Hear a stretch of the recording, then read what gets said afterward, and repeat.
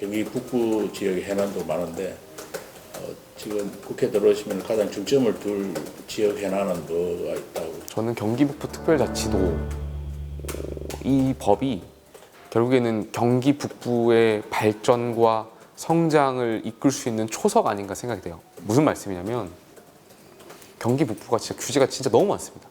일단 수도권이기 때문에 수도권 정비법에 해당되니까 각 지자체마다 경기 북부가 뭐 성장 촉진 구역이라든지 뭐 자연 보전 구역이라든지 여러 구역에 해당됩니다. 그러다 보니까 성장이 저해되고 있고요.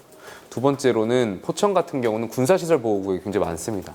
그러다 보니까 특히 아시아 최대 훈련장인 승진 훈련장이라든지 미군의 로드리게스 훈련장이라든지 헬기 사격장 이런 것들이 있다 보니까 많은 포천 시민들이 어떤 개발 행위도 제한되고 이런 훈련 소음으로 인해서 굉장히 많은 피해를 받아오셨던 곳이 포천 시민이에요.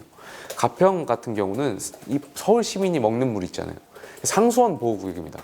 가평이 상수원 보호구역으로 지정돼 있다 보니까 어떠한 개발 행위가 대부분 제한되는 거예요. 가평이 성장할 수 있는 것은 관광 산업밖에 없지 않았나 생각돼요. 그러다 보니까 관광이 이제 주력 상업이 된 건데 그만큼 가평 국민들은 이 수도권 주민들의 먹는 물을 위해서 이분들의 생계를 희생하거나 헌신해왔던 부분도 있어요. 여기에 대해서는 중앙정부 차원에서 인정하고 보답을 해줘야 되는데 그동안 저희가 경기 북부를 성장시켜달라, 인프라를 좀 만들어달라 하면 늘 마지막에 오는 답변은 경기 북부도 결국 수도권이다. 비수도권의 균형 발전부터 이끌어야 한다라는 게 역대 정부의 주된 논리였어요. 그러다 보니까 경기 북부는 역차별을 받는 거예요. 수도권이라는 이유만으로 여러 가지 규제에 묶여 있죠. 그러니까 지금 대부분의 경기 북부 지역의 많은 기초 지자체들은 지방 소멸 위기 단계에 있습니다. 그러니까 이 문제를 해결하지 않으면 정말 대한민국의 미래가 저는 존폐 위기도 달려 있다고 생각해요. 그래서 경기 북부 특별자치도가 된다면 어떤 이런 특례 조항을 통해서 경기 북부가 성장을 촉진할 수 있는 그런 제도적인 초석이라고 생각하고 있고 또 앞으로 대한민국이 먼 미래 100년 뒤, 50년 뒤를 내다봐서 통일이 됐을 때 또 경기 북부가 중심 지역이지 않습니까? 이런 북한과의 어떤 물류 거점으로서의 경기 북부가 또 굉장히 중요하다고 생각해요. 이것이 또 앞으로 북한을 통해서 유라시아 쪽으로 나갈 수 있는 대륙이라든지 굉장히 중요한 거점 도시가 또 경기 북부입니다. 그래서 북부 특별자치를 통해서 이 모든 50년, 100년에 대한 국가 미래의 청사진을 다 담아서 좀 고민해야 될 시기가 아닌가 생각합니다. 그래 그 경기 북도 분도는 사실 지역의 오랜 수건이지 않습니까? 예.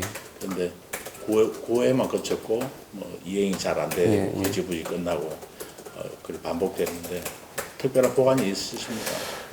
이게 또 전략상 문제인 건데요. 지금 기자님께서 지적하셨던 것처럼 강원도 같은 경우는 최근에 특별자치도가 법안이 통과됐습니다.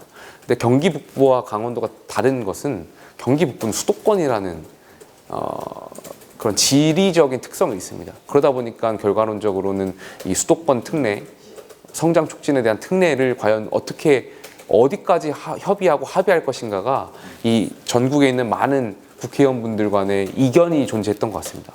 좀 전에 제가 말씀드렸던 건 결국은 경기 북부도 수도권 아니냐라는 논리에서 가로막혔던 것이 경기 북부에 대한 역차별 근원이었는데 많이 설득해 나가야겠죠. 경기 북부에 대한 현실적인 측면, 아까 조금 전에 저희가 대기실에서 이제 기자님들과 상수도 보급 문제도 지금 얘기했고 LNG 가스 보급률 얘기했지만 경기 북부 정말 기본적인 인프라조차도 다른 지역에 비해서 보급이 잘 안 되어 있는 부분이 많습니다. 교통망 확충에 대해서 특히 포천 같은 경우는 철도가 없습니다. 서울로 오는 GTX도 지금 빠져 있어가지고 정부 계획에 그러니까 이러한 것이 다 역차별 받고 있는 거예요. 그래서 경기 북부가 이러한 그동안에 받았던 차별적인 측면에서 좀 제대로 된 보상과 대우를 받을 수 있도록 저도 국회 당선인분들 한 명 한 명을 좀 설득해 나갈 수 있는 과정을 좀 거칠 수 있도록 하겠습니다. 그 법안을 다시 이제 예. 경기 북부의 많은 당선인분들과 지금 논의하고 있고요. 지금 경기 북부의 당선인분들도 이 경기 북부 특별자치도에 대해서는 큰 틀에서는 대승적으로 동의하지만 그 법안 안에 어떠한 특례 조항을 담길 것인가에 대한 기본적인 생각이 조금씩 다릅니다. 누구는 수도권 특례 조항에 대한 것, 누구는 자유발전 특구에 대한 것, 누구는 교육발전 특구에 대한 것, R&D 예산이 그러니까 조금씩 다르기 때문에 이걸 좀 합의하는 과정이 좀 필요할 것 같고요. 그 과정을 통해서 좀 최상의 안을 도출해서 그것이 경기 북부의 성장도 이끌고 대한민국 미래까지도 책임질 수 있는 최상의 안을 좀 도출할 수 있도록 시간을 가지고 논의할 수 있도록 하겠습니다. 그 자치도 왜 그 북부 현안은 또 개인적으로 관심을 갖는 게 뭐겠어요? 계속 말씀드리지만 역차별을 받아왔기 때문에 가평 같은 경우는 접경 지역으로의 지정이 굉장히 중요합니다. 가평은 접경 지정으로의 지정 요건이 충족됨에도 불구하고 그동안 여러 가지 행정상 지정받지 못하다 보니까 가평 국민들이 제대로 된 혜택을 보상받지 못했어요. 그래서 가평은 접경 지역 지정이 필수적으로 필요한 것 같고요. 포천 같은 경우는 이 군사시설보호구역에 대한 최근에 육군단 유휴부지가 30만 평이 생겼습니다. 그러니까 새로운 이 피해를 받았지만 새로운 이 도시가 활력을 일으킬 수 있는 새로운 어떤 전략적인 기회를 맞았다라고 생각해요. 그래서 이 육군단 유휴부지에 기부대 양해를 좀 조속히 마무리해야 될 것 같고요. 국방부와 나아가서 최근에 그 윤석열 대통령께서 공약사항이 민군 상생 복합타운이라는 것이 있습니다.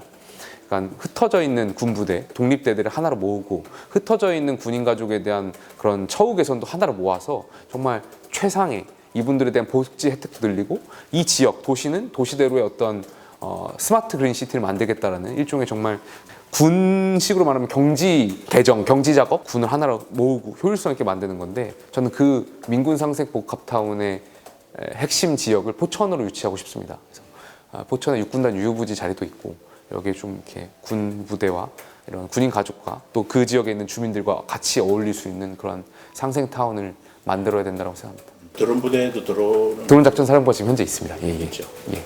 거기에 같이 복합적으로 민군 상생 복합타운 지정 받고 새로운 도시를 만드는. 예, 맞습니다. 육군단 유휴부지가 굉장히 넓기 때문에 드론 작전사와 연계해서 거기에 이제 드론 발전 특구도 유치하고 싶습니다. 기계 발전 특구가 이제 지방시내위원회에서 지정하는 것이 있는데요.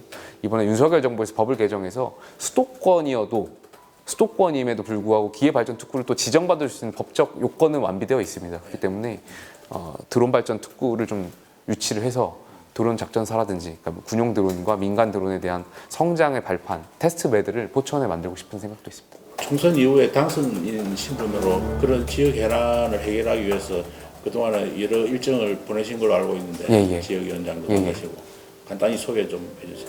일단 저희가 이제 포천이 14개 읍면동이고 가평이 이제 6개 읍면인데 많은 지역의 이장님들 또 지역의 어떤 주민자치위원분들 만나셔서 지역 현안을 계속해서 듣고 있고요. 이것이 그동안 시청과 군청 차원에서 해결되지 못했던 복합적인 민원들은 중앙정부의 어떤 관계부처와 협의를 지금 진행 중에 있습니다. 그래서 개원이 되면 이러한 지역의 모든 수건을 다 한번 해결할 수는 없겠지만 하나하나 차근차근 지역 현안을 풀어나가려고 하는 모습들을 보이려고 하고 있습니다.